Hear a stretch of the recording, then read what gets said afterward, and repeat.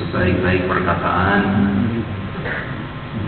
adalah perkataan yang membicarakan keagungan Allah Subhanahu wa taala.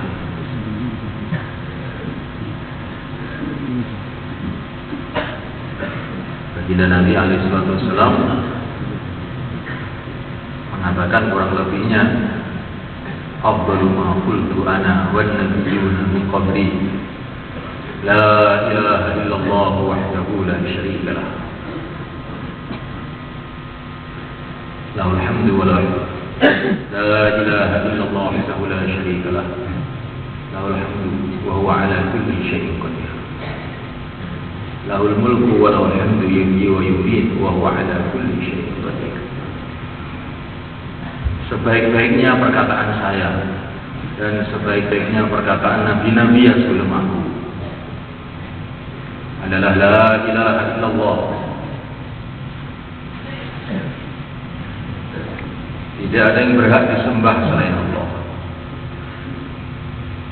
Disembah itu maknanya, kata para ulama, dicintai dengan sebenar-benarnya, ditakuti dengan sebenar-benarnya, ditunduki dengan sebenar-benarnya. Tidak ada yang layak, tidak ada yang berhak untuk dicintai dengan sebenar-benarnya, ditakuti dengan sebenar-benarnya, ditunduki dengan sebenar-benarnya, illallah, kecuali Allah. Wahdahu, hanya Allah sendiri. La syarikalah, tidak ada sekutu bagi Allah.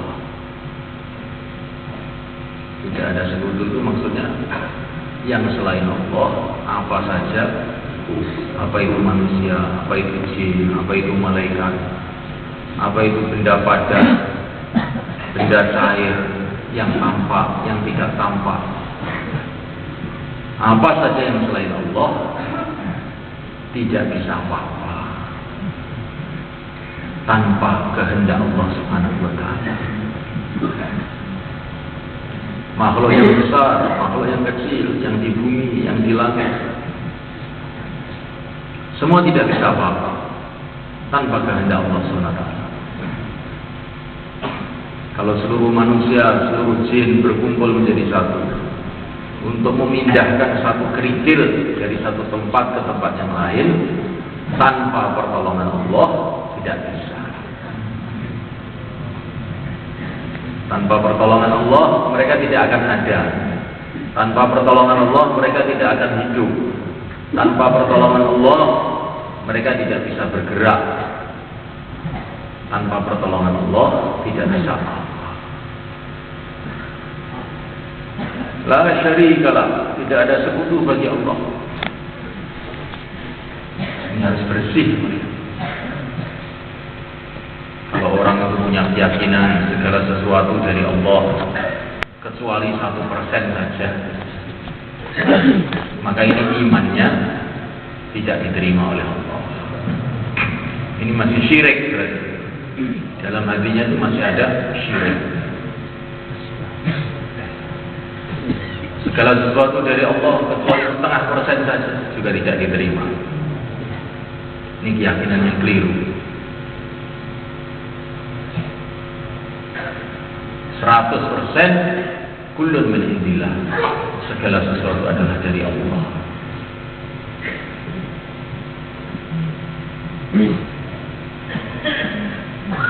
Kita ini milik Allah. Istri kita juga milik Allah. Anak kita milik Allah. Rumah kita milik Allah. Pasar kita milik Allah. Negeri kita milik Allah. Segala sesuatu yang di alam semesta ini atau di luar alam semesta, semua milik Allah, semua ciptaan Allah. Lahul mulku, bagi Allah lah seluruh kerajaan. Semua kerajaan itu milik Allah. Raja tidak memiliki kerajaan, rakyat tidak memiliki kerajaan. Raja dan rakyatnya dan kerajaannya semua milik Allah. Wa huwa ala kulli syai'in qadir. Allah berkuasa atas segala. Kalau Allah menghendaki semua manusia jadi baik, sekelip mata semua jadi baik. Kalau Allah menghendaki semua jadi buruk, juga semua jadi buruk. Kalau Allah menghendaki semua hancur, semua akan hancur.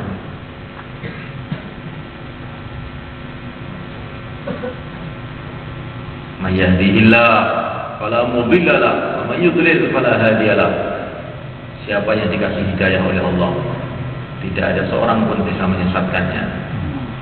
Siapa yang disesatkan oleh Allah, tidak ada seorang pun yang bisa memberikan hidayah kepada dia. Wa man yuridillahu fitnatahu falan tamlika lahu minallahi syai'a. Barang siapa yang Allah menghendaki dia tersesat, maka tidak ada seorang pun yang bisa menolong dia.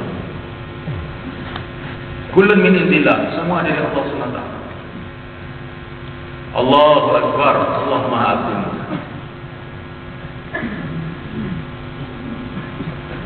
Yang selain Allah semua kecil.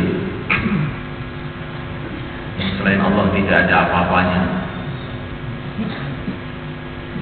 Allahu Akbar, Allah yang Maha Agung.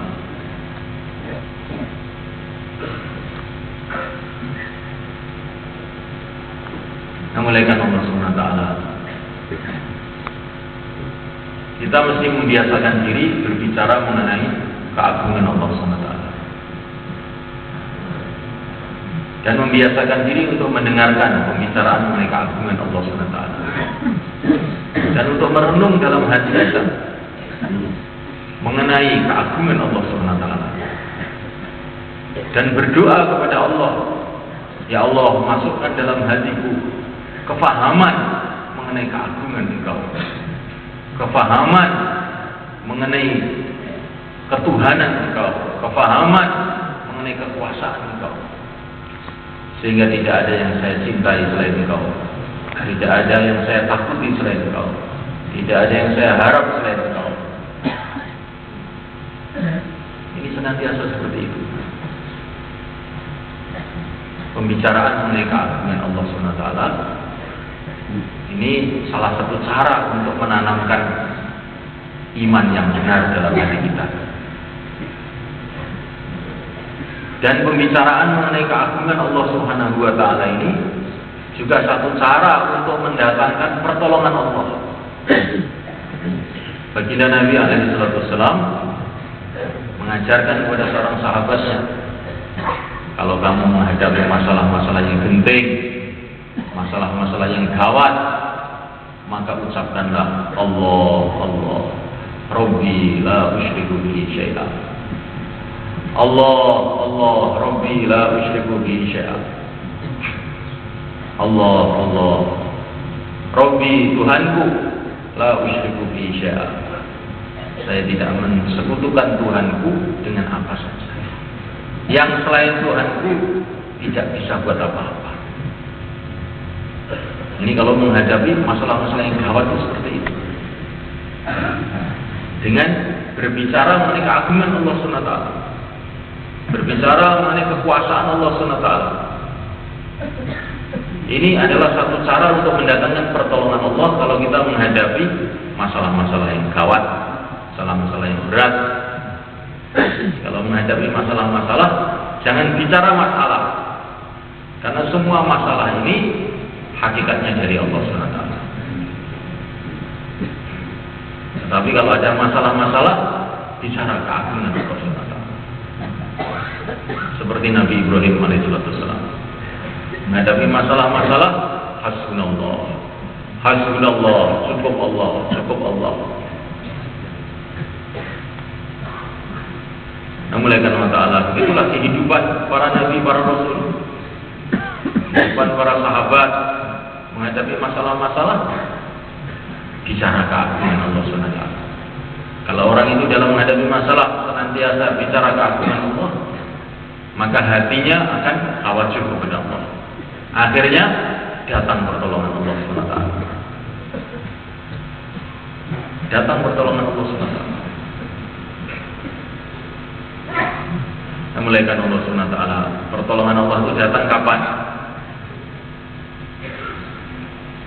Pertolongan Allah yang baik, pertolongan Allah yang luar biasa, itu akan datang ketika hati kita ini sudah tidak melirik kepada kekuatan makhluk. Itu nanti pertolongan Allah yang baik akan datang.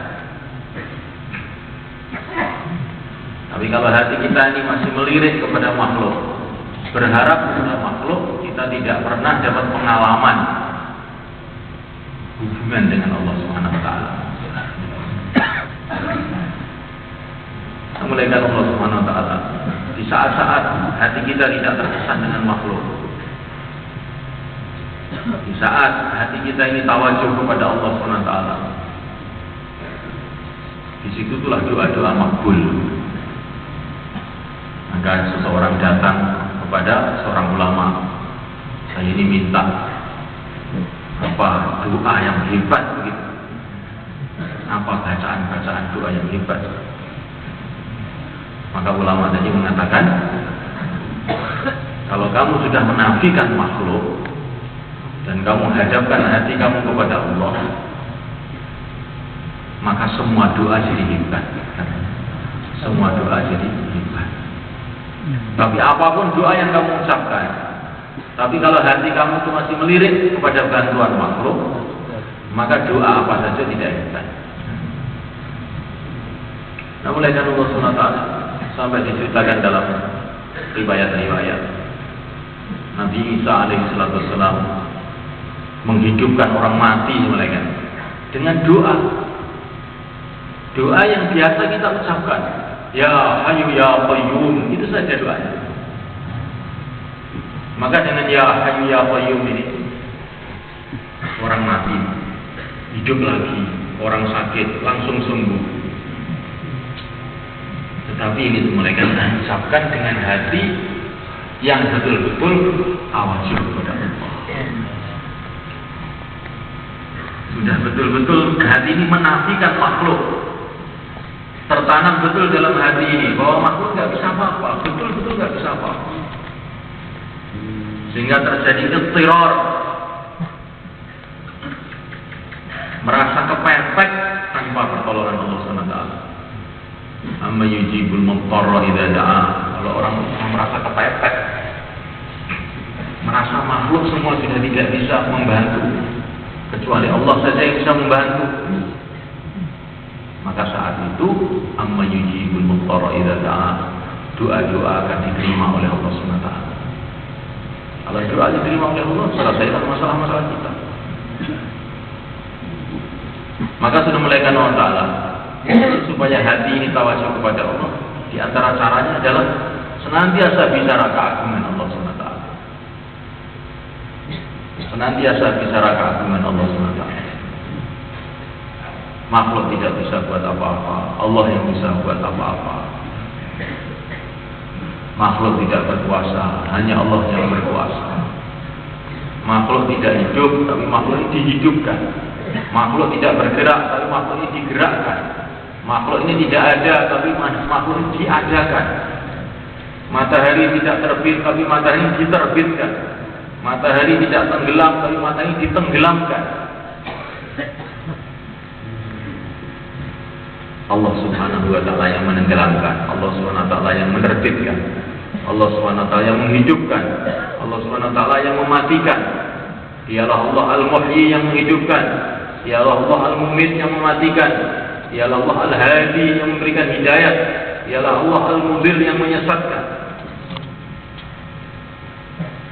Allah itu Maha Agung mereka. Walaupun kita tidak mengagungkan Allah, Allah itu tetap Maha Agung saja.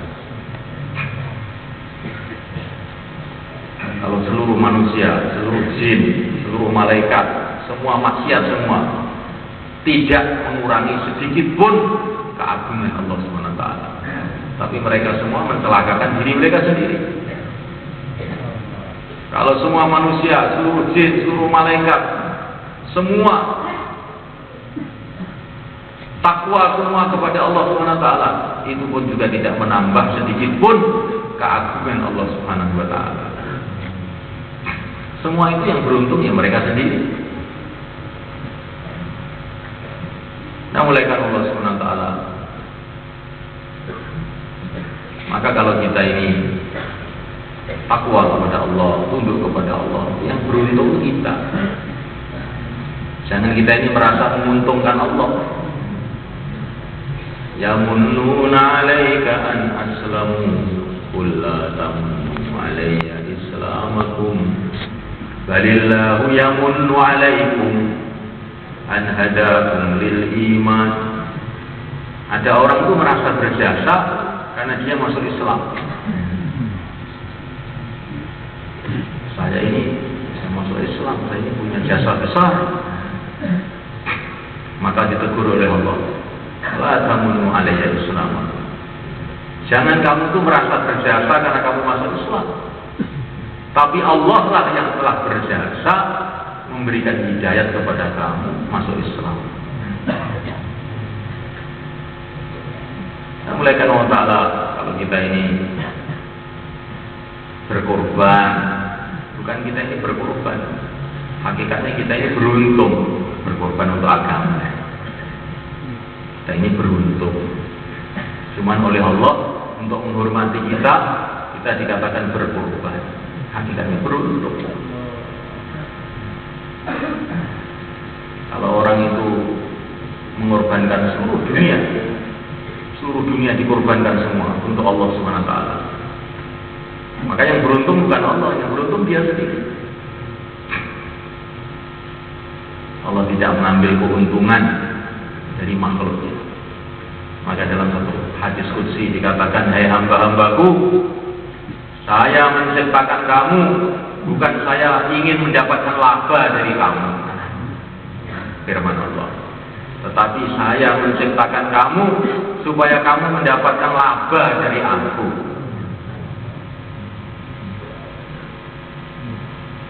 Maka dimulaikan keluarga Nabi Daud alaihissalam mendapatkan perintah dari Allah supaya amal itu dengan syukur.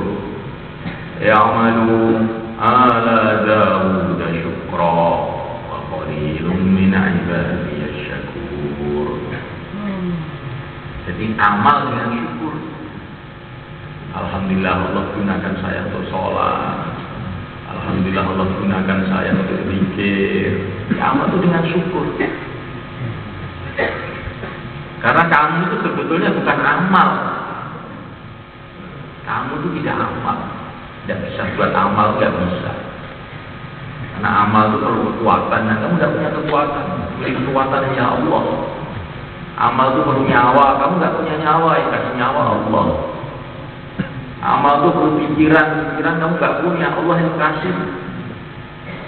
Jadi kamu itu sebenarnya bukan amal, tapi digunakan oleh Allah untuk amal. Akhirnya ya sebenarnya ini amal kalau syukur, seneng. Amal itu dengan syukur. Nah, kalau amal itu dengan syukur, Allah akan menambah lagi itu. Lain syakartum la azidannakum. Amal dengan syukur. Amal dengan syukur. Amal dengan malu. Saya tidak layak sebetulnya menyajikan amal ini kepada Allah SWT. Karena amal saya ini begitu kecil, begitu sedikit. Nah, mulaikan Allah Subhanahu wa Ta'ala. Ini ada seorang raja membuka istananya. Kata para masih satu contoh, seorang raja membuka istananya. Maka rakyatnya datang, menteri-menteri datang, jenderal-jenderal datang, memberikan hadiah kepada raja. Dan orang kaya kasih hadiah, yang macam-macam. Tapi orang miskin, ada orang miskin, nggak punya apa-apa, mau kasih hadiah. Apa?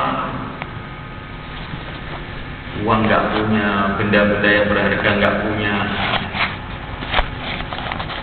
Akhirnya dia ini bingung, pulang ke rumah. Apa yang bisa saya hadiahkan ke raja? Akhirnya punyanya itu cuma berambang satu saja. Ya, punya saya cuma ini. Maka dia datang ke istana dengan memberi hadiah raja tadi, sebutir berambang. Dengan malu dia Tapi raja itu anak raja besar, maka dari ini hatinya itu bagus.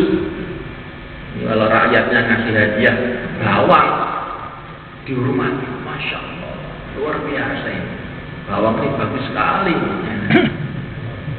Nah, mulai kan begitulah kita, kata Imam Ghazali.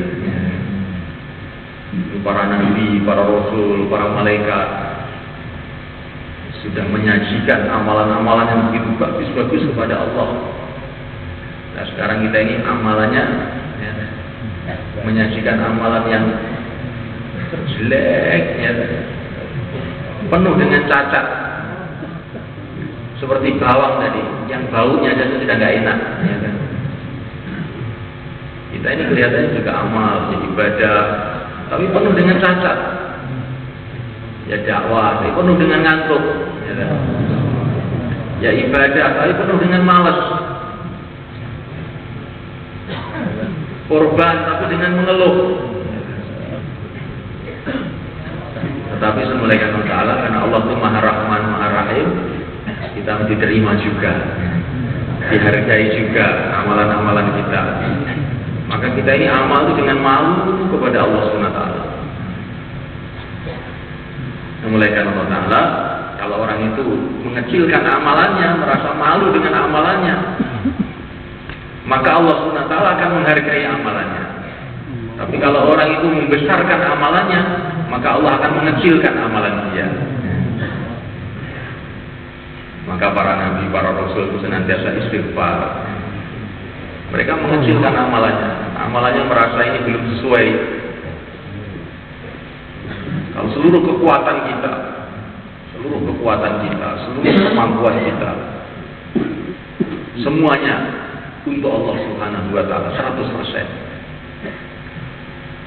Ini sama sekali juga belum layak untuk menunaikan hak keagungan Allah Subhanahu wa Ta'ala.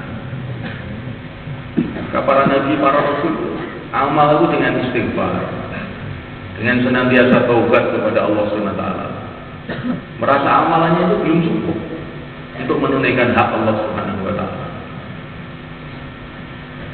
Karena Allah itu tidak ada batas keagungannya, tidak ada batas kehebatannya, maka juga tidak ada batas hak Allah Subhanahu wa Ta'ala itu. Sehingga walaupun kita amal sejuta tahun pun juga belum cukup untuk mengagungkan Allah Subhanahu wa Ta'ala. Oleh karena Allah Subhanahu wa Ta'ala, maka bicara keagungan Allah Subhanahu wa Ta'ala akan menimbulkan keyakinan kepada Allah, akan menimbulkan kecintaan kepada Allah, akan menimbulkan rasa takut kepada Allah, akan menimbulkan sifat-sifat yang baik. Kalau orang ada cinta kepada Allah, nanti ada tandanya. Tandanya apa? Mencintai orang-orang yang dicintai oleh Allah, yaitu yang mulia baginda Muhammad SAW. Maka akhirnya dia suka dengan sunnah-sunnah Nabi. Ini tandanya orang cinta kepada Allah. Maka dia senang dengan sunnah. Sunnah yang kecil saja ini kelihatannya sebetulnya sangat-sangat besar. Sekecil-kecilnya sunnah lebih mahal dari dunia dengan segala isinya.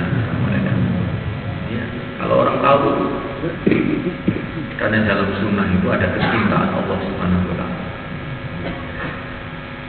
Kalau orang itu semulaikan dalam hatinya ada kecintaan kepada Allah Subhanahu wa Ta'ala, takut kepada Allah Subhanahu wa Ta'ala, maka dia akan khusyuk di dalam sholatnya. Kenapa saya ini sholat tidak bisa khusyuk?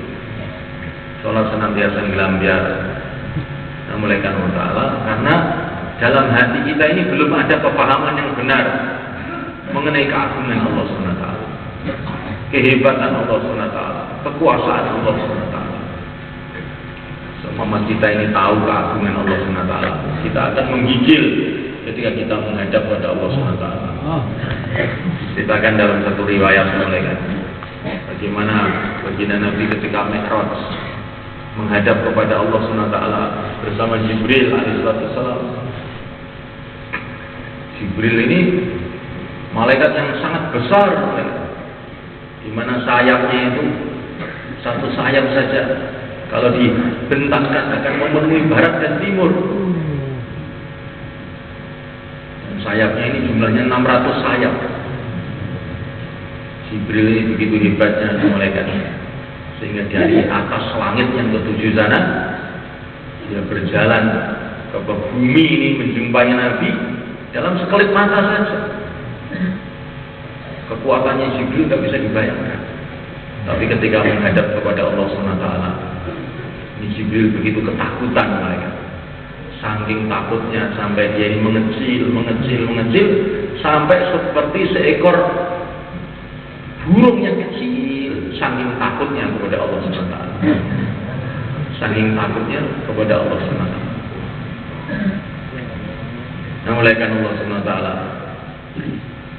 Allah yang menciptakan langit, menciptakan bumi, penguasa dunia, penguasa akhirat, yang kita berhajat kepada Allah setiap menit, setiap detik kita berhajat kepada Allah.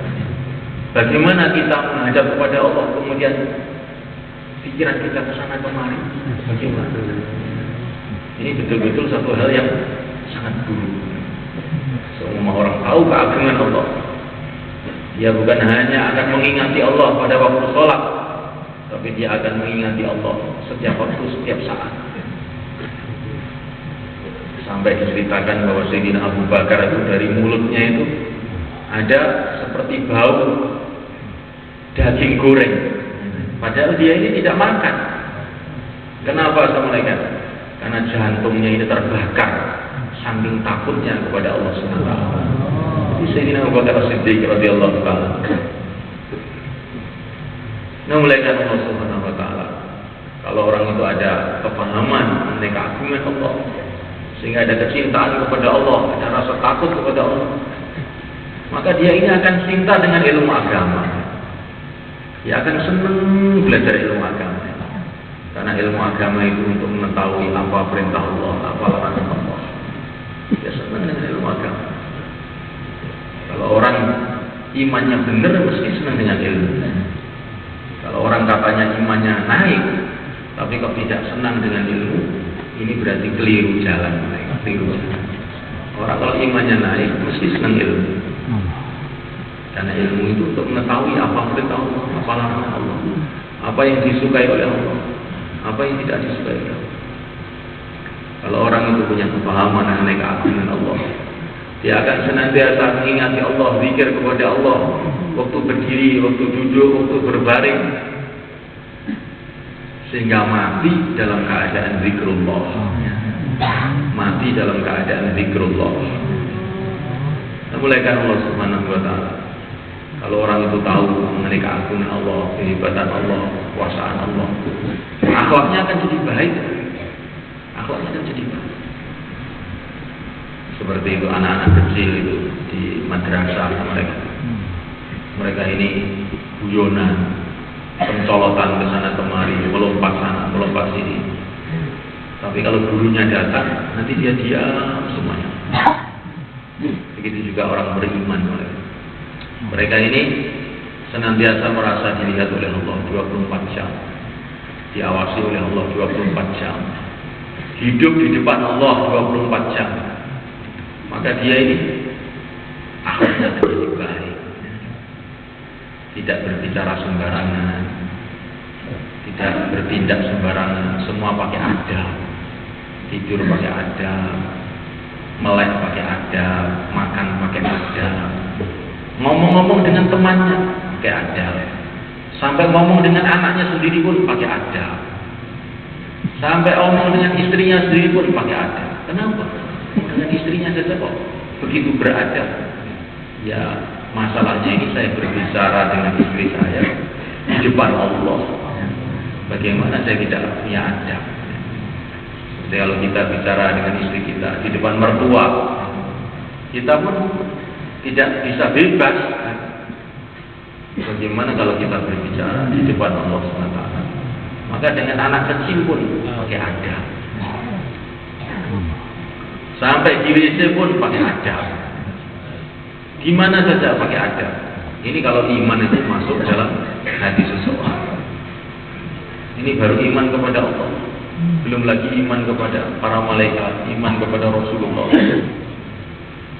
Sayyidina Utsman bin Affan radhiyallahu ta'ala anhu Kalau mau masuk WC itu dia berbuat yang aneh. Mau masuk WC itu menggelar sajadah di depan WC. Heran orang-orang, apa ini yang dia buat? Maka dia mengatakan, hai para malaikat, kamu duduk di sini karena saya mau masuk WC. Coba malaikat ini, Sayyidina Utsman ini orang yang sangat pemalu, yang dikatakan oleh Nabi SAW, karena beliau ini punya sifat malu, sehingga para malaikat pun malu kepada Sayyidina Utsman. Iman itu menimbulkan perubahan-perubahan sikap. Iman kepada Allah menimbulkan perubahan-perubahan sikap. Berharap hanya kepada Allah, takut hanya kepada Allah, berubah sikap. Iman kepada para malaikat juga menimbulkan sikap-sikap yang terpuji, yang mulia, sebab iman kepada para malaikat. Ada seorang sahabat tiap pagi duduk di rumahnya, setelah disapu rumahnya, maka dia duduk. Setelah duduk, beliau mengatakan, hei para malaikatku, hei para malaikat Tuhanku, tulislah sekarang, Subhanallah, Alhamdulillah, wa la ilaha illallah, Allahu Akbar. Hei para malaikat Tuhanku, hari ini insya Allah kamu tidak akan melihat kemaksiatan dari saya. Tulislah mulai sekarang, Subhanallah, Alhamdulillah, wa la ilaha illallah, Allahu Akbar. Iman pada malaikat itu seperti itu. Iman pada para malaikat itu seperti itu. Ini belum iman kepada Allah. Bagaimana perubahan yang akan terjadi dalam hati seseorang? Nah, malaikat Allah Ta'ala, kalau orang itu imannya benar, maka amalannya semuanya akan ikhlas. Karena dia memandang makhluk nggak bisa buat apa-apa. Kalau saya amal untuk makhluk, rugi saya. Makhluk nggak bisa apa-apa. Amal hanya semata-mata karena Allah. Oleh karena itulah malaikat Allah Ta'ala, kita ini perlu belajar iman. Belajar iman bukan hanya belajar bicara mengenai iman, tapi belajar iman. Sekarang ini baru belajar mendengarkan pembicaraan iman, belajar bicara iman. Sekarang kita ini mau belajar praktek iman. Belajar praktek iman. Bagaimana belajar praktek iman? Kalau kita mengikuti kehidupan perjuangan yang mulia baginda Muhammad SAW. Para sahabat mendapatkan iman yang sangat tinggi, malaikat. Kapan mereka mendapatkan? Karena mereka itu ikut perjuangan Nabi. Nabi dakwah, mereka ikut dakwah. Nabi ibadah, mereka ikut ibadah. Nabi berdoa, mereka ikut doa. Nabi menangis, mereka ikut menangis. Nabi di masjid, mereka ikut di masjid. Ketika para sahabat itu mengikuti kehidupan Nabi, akhirnya dapat pengalaman-pengalaman iman, sehingga imannya itu meningkat. Orang yang senantiasa ikut berdagang dapat pengalaman perdagangan. Kalau orang senantiasa ikut petani dapat pengalaman pertanian. Kalau orang itu ikut Nabi, terus ikut Nabi, panas, dingin, terus ikut Nabi, dalam keadaan susah, dalam keadaan gembira, senantiasa ikut Nabi, maka nanti akan dapat pengalaman iman. Bayat Rasulullah SAW as-sam'i wa ta'ah fil mansyati wal makrah wa ala atharatin alaina atau kama qala. Seorang sahabat mengatakan, saya dulu telah berjanji setia kepada Nabi SAW, berbaiat kepada Nabi, janji kepada Nabi. Janjinya apa? Al-sam'i wa ta'ah, mendengar perintah Nabi dan taat. Fil mansyati wal makrah, dalam keadaan enak maupun tidak enak. Para sahabat mereka mendapatkan pengalaman iman setelah mereka ini berjanji setia seperti itu semuanya. Saya akan taat dalam keadaan enak maupun tidak enak. Wa ala atharatin alaina, walaupun pimpinannya tidak menyenangkan, saya tetap akan taat. Terus mereka taat, ikut Nabi, terus akhirnya dapat macam-macam pengalaman. sehingga akhirnya imannya meningkat, amalnya meningkat, sehingga mereka akhirnya menjadi kekasih-kekasih Allah. Nah, ini yang kita usahakan sekarang mereka. Sekarang ini kita ini di dunia nggak tahu masih berapa lama lagi. Mungkin tinggal berapa tahun lagi, mungkin tinggal berapa bulan lagi, mungkin juga tinggal berapa hari lagi, bahkan mungkin juga tinggal berapa jam lagi, kita tidak tahu. Sekarang kita ini mau apa? Coba kita pikir. Sekarang mau apa?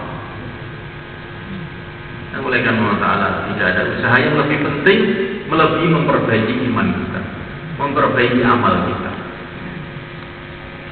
Tapi bagaimana cara memperbaiki iman, memperbaiki amal kita?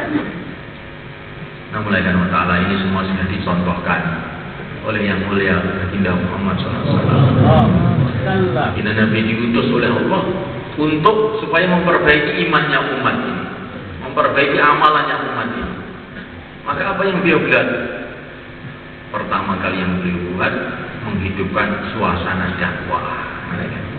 Inilah langkah pertama beliau. Setelah itu, maka menghidupkan suasana taklim wa ta'allum, belajar dan mengajar. Kemudian suasana ibadah dan suasana akhlak yang baik. Ketika ada 4 usaha ini, suasana dakwah hidup, suasana taklim wa ta'allum hidup, suasana ibadah hidup, kemudian suasana akhlak yang baik hidup, maka akhirnya terjadi mulai Allah Ta'ala nusrah ghaibiyah, pertolongan Allah yang baik datang kepada para sahabat, sehingga hatinya dibuka oleh Allah SWT. Sehingga Sayyidina Ali mengatakan, kalau saya sekarang pergi ke akhirat, iman saya tidak akan naik. Jadi Sayyidina Ali itu yakinnya itu sudah notok, sehingga seumpama sekarang pergi ke akhirat, melihat surga, melihat neraka, itu pun juga tetap begitu aja, tidak akan naik lagi. Karena imannya itu notok sudah yakin. Mulai Allah Ta'ala, saya lebih hafal kata Sayyidina Ali, jalan-jalan yang di langit melebihi jalan-jalan yang ada di Madinah. Ini imannya Sayyidina Ali radhiyallahu anhu. Karena hari-hari bicara akhirat, hari-hari bicara mengenai keadaan langit, sehingga beliau lebih hafal keadaan langit daripada keadaan di Madinah. Ini bagaimana ini kalau suasana dakwah itu? Para sahabat, jadi sahabat-sahabat ini, bagaimana imannya Sayyidina Abu Bakar As-Siddiq radhiyallahu ta'ala, yang dikatakan lebih berat dari imannya seluruh umat. Bagaimana imannya Sayyidina Umar, Sayyidina Utsman, Sayyidina Ali. Bagaimana imannya Bilal radhiyallahu ta'ala, walaupun diduduki, mulutnya tidak henti-henti mengucapkan Allah Ahad, Allah Ahad. Ketika sakaratul maut malah nyanyi-nyanyi, Ghadan lalqal ahibbah Muhammadan wa hizbah. Waktu sakaratul maut, besok saya akan berjumpa dengan kekasih-kekasihku, Baginda Muhammad dan para sahabatnya. Ini imannya Sayyidina Bilal radhiyallahu ta'ala.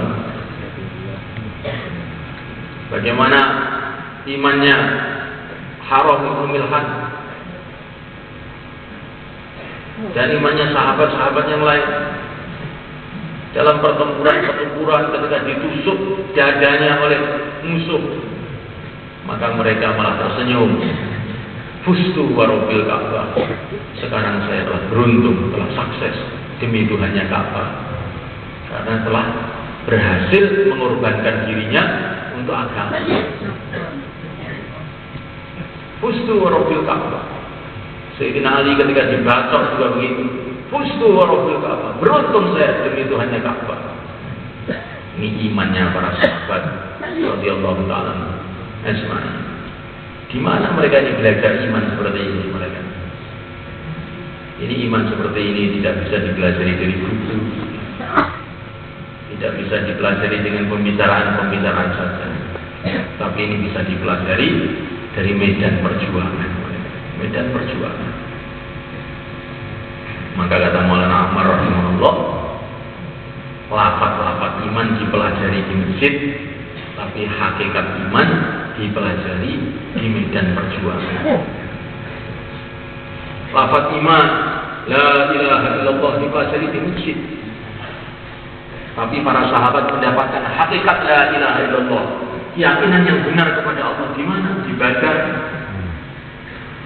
Ketika mereka menghadapi musuh-musuh yang banyak, maka mereka tawajuh kepada Allah, istaghfiru rabbakum fastajaba lakum.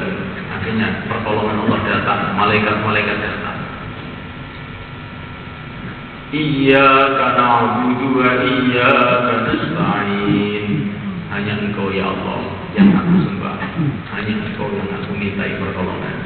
Lafaznya dipelajari di masjid, hakikatnya dipelajari di medan pertempuran.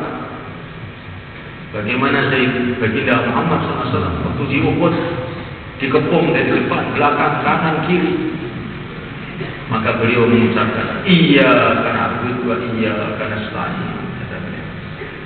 Hanya Engkau yang aku sembah ya Allah, hanya Engkau yang aku mintai pertolongan. Artinya orang-orang kafir yang dikepung tadi terlempar semua ke depan, belakang, kanan, kiri. Jadi Bismillahirrahmanirrahim Allah Ta'ala. Maka kita ini belajar lafaz-lafaz iman sekarang. Kemudian kita ini belajar praktek iman. Praktek iman.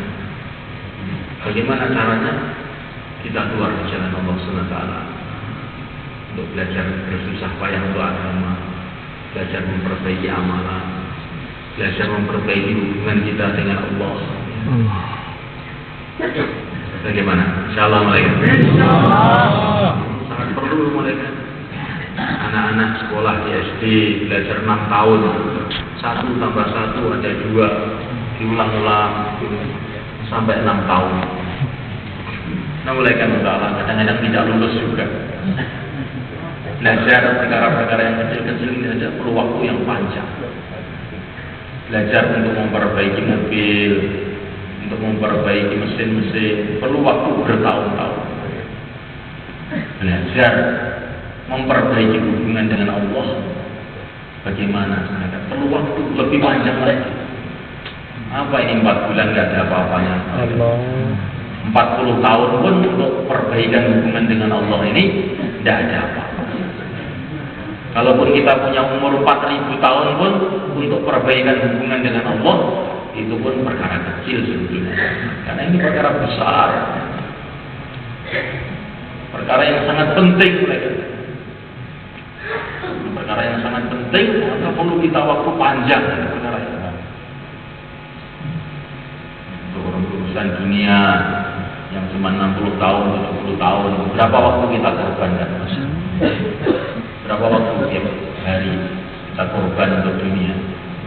Sekarang untuk akhirat yang selama-lamanya, berapa yang mau kita korbankan? Untuk istri kita yang di dunia, kita korban berapa waktu? Bertahun-tahun. Untuk istri kita yang di surga, berapa tahun kita mau korban? Untuk jabatan kita di dunia, Subhanahu wa ta'ala, berapa waktu kita korban? Orang yang jadi lurah, jadi camat, jadi pegawai negeri, berapa waktu dia korban untuk jabatannya di dunia? Dengan sungguh-sungguh, karena dia khawatir kalau nggak sungguh-sungguh nanti dipecat dari jabatannya. Sekarang untuk jabatan kita di surga Allah SWT, berapa waktu mau kita korbankan waktu kita? Nah, mulai kan Allah Ta'ala, kalau kita ini kehilangan uang 1 juta gitu, nggak bisa tidur, nggak bisa tidur, kita cari ke sana kemari, bahkan kita akan datang ke kiai-kiai minta didoakan, ya.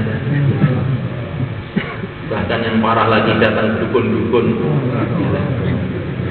Nah, mulai kan Allah Subhanahu wa ta'ala, kita ini kalau kehilangan surga bagaimana? Kehilangan uang 1 juta aja sudah susahnya setengah mati. Kalau kehilangan istana-istana dari emas, kehilangan istana-istana dari intan, bagaimana? Apa nggak nangis kita mulai kan nangis? Ya Allah. Nah, mulai kan Allah Ta'ala, istrinya mati, tangisan nggak karu-karuan. Bagaimana kalau kehilangan ribuan bidadari di surga Allah? Sekarang coba kita renungi, ini urusan kita sendiri. Jangan ada kepahaman ini urusan dakwah, ini kan urusannya orang urusannya orang India, urusannya orang Temboro, urusannya orang Markas, urusannya orang tua-tua. Ini bukan. Ini masalah dakwah, masalah agama, bukan urusannya orang Mekah, bukan urusannya orang Madinah, bukan urusannya orang Temboro, urusannya orang-orang yang akan ke akhirat. Urusannya orang-orang yang ingin berhubungan baik dengan Allah. Urusannya orang-orang yang ingin mengikuti sunnah Rasulullah SAW. Maka ini urusan kita semua mereka. Jangan kita ini merasa selamat. Urusan ngomong, aku semburi-burian banget. Urusannya ngomong. Lalu kok gak harus mati. Kok gak pengen di swarga. Kok gak pengen dandani iman dengan kalau Allah. Nggak pengen lah, ya. Makanya saat ini yang cepat-cepat mawon daftar sekarang. Insyaallah bang, insyaallah. Ini sing tadi nyatet, cuman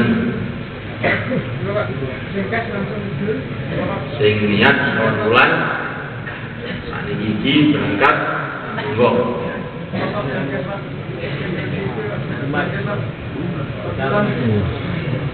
Niku daftar kali sing ngadeg-ngadeg niku.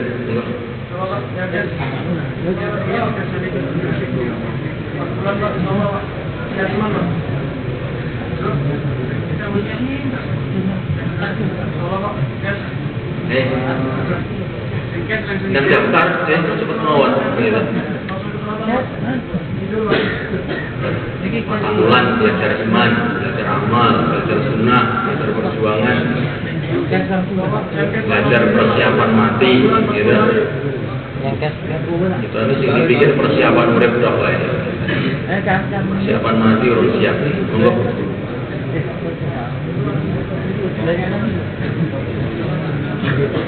Alhamdulillah. Semua, monggo.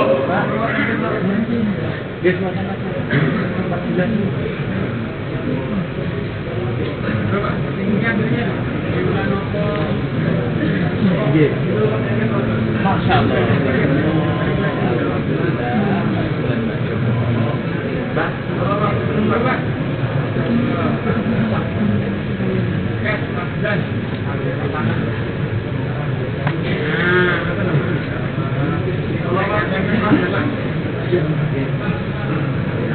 Allah.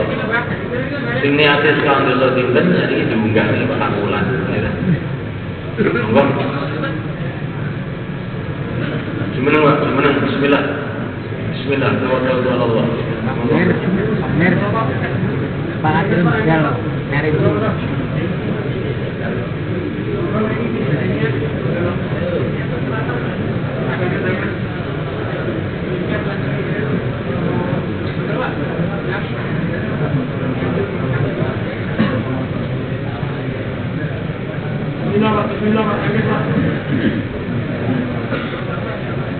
Nek pengen gampang ngadeg carane mesti ya sampai muncul negara akhirat. Sampai muncul negara akhirat sendiri ya. Terus di keadaan suhu, keadaan rokok, gitu. Sampai muncul keadaan akhirat, kurang ngadeg gampang. Tapi ini sama pikir nih keadaan dunia, sampai betul saja ngadeg. Enten wong duit ki siap 4 bulan. Tapi orang duit kok siap 4 bulan iki piye to lek? Terus muni malih kula niki pengen dandani akhirat kula. Dan apa kula niki mboten duit terus malah gak pikir akhirat sisan kula niki. Iki lho kula niki. Kula aja mangkat walaupun mboten duit kula pun. Jadi ya. Sinten sing wani ngoten niku? Masa bener mantap sampai suarga kali wong sing kendel-kendel Pak, wong sing jerek-jerek bener payu suarga. Wong sing jerek-jerek betenan bener payu suarga. Wong sing kendel-kendel Sayyidina Ali, Sayyidina Hamzah, wah niki payu suarga. Karena ujian dan suarga itu pertama kali khauf. Nabluwannakum bi syai'in minal khauf Wong niku aja ing swarga niku isiane pertama kali digenteni. Piye? Bojomu piye? Anakmu piye? Wetengmu piye? Sawahmu piye? Nah, itu nek wedi, wis sido ngene. Sama masuk wong kendel mau wedi. Nek terang kendel nang jajal ngadeg kok ketokno irungmu. Ayo. Monggo. Kaya apa kendele? Sunatineh gitu. Nek ora wani sunati gitu. Dia nek ngomong kuno ngoten niku nek ngomongnya anak iki. Ora wani sunati itu ya. Monggo kanjeng, monggo. 4 bulan 40 hari, 4 bulan 40 hari. Monggo, cuman bismillah. Kanjeng Nabi nunggu kita, Kanjeng Nabi nunggu kita mereka. Para sahabat nunggu kita mereka. Para wali-wali Allah nunggu kita mereka. Monggo, sebenarnya monggo. 4 bulan 40 hari. Bangkit. 4 bulan 40 hari langsung idul, monggo. 4 bulan 40 hari langsung sebenarnya idul. Taqabbalallah. Jazakumullah. Masyaallah.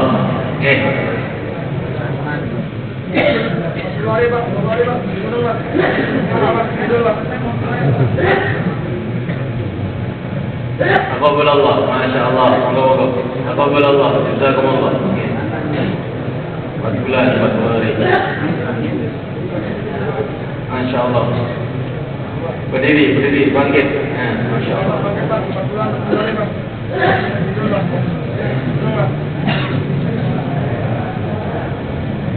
4 bulan 40 hari.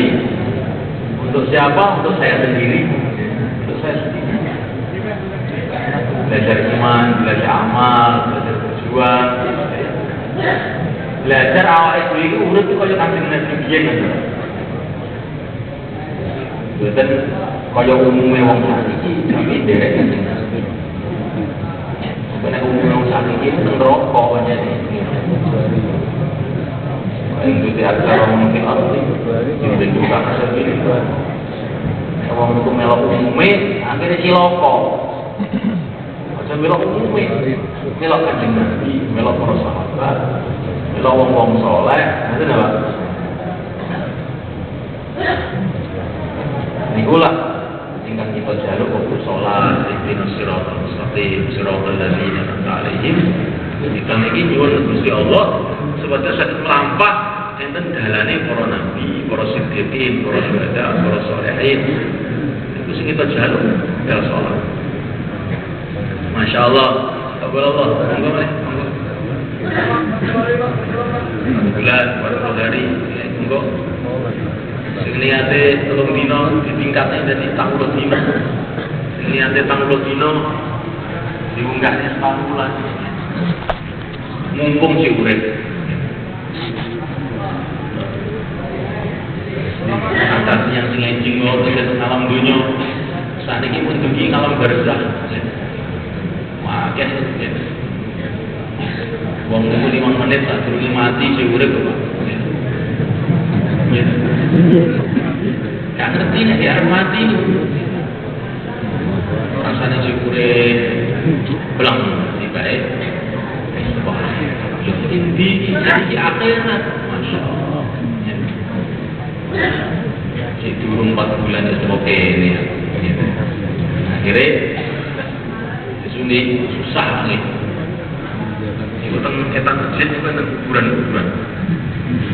ini kau umpami sama tanggal tinggi kan iya jadi kuburan susah kenapa urung itu 4 bulan itu mati ini ngomong iso jawab jawabannya ngoten itu singkatan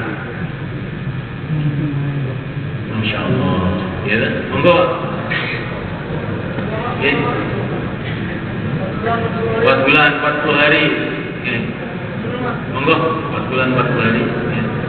Pinten mawon ya 4 bulan 40 hari pinten mawon 10 dina ngene monggo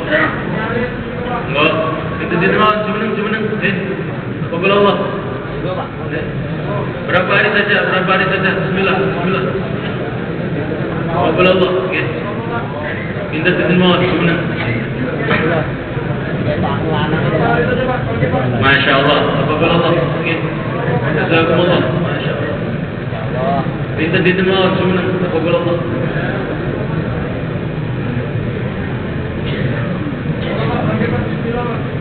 Nah kita semenang yang kagungannya Kanjeng Nabi rahimallahu khulafa. Moga-moga Allah ngrahmati wakil-wakilku alladzina yuballighuna anni sing nyampaini agama. Jadi kita niki dakwah niku didungakne oleh Kanjeng Nabi. Walaupun kita ini pun ditinggal Kanjeng Nabi 1400 tahun, tapi nek gelem dakwah didungakne Kanjeng Nabi. Kaya-kaya kita ini tidak oleh Kanjeng Nabi. Monggo Pak, semenang Pak, semenang. Pinten mawon, pinten mawon.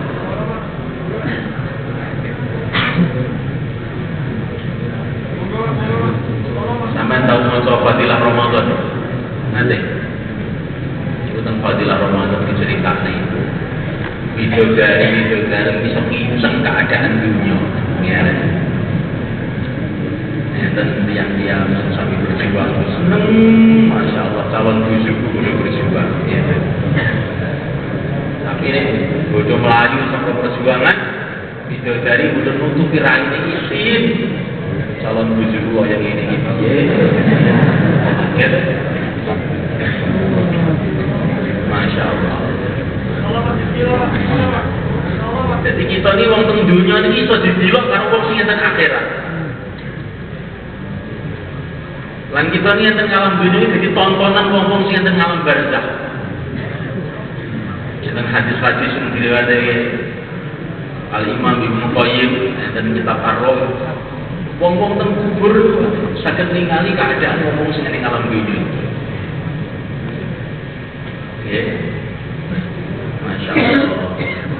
Wong alam dunia ora iso ndelok akhirat, tapi wong sing ning akhirat iso ndelok ning alam dunia ini.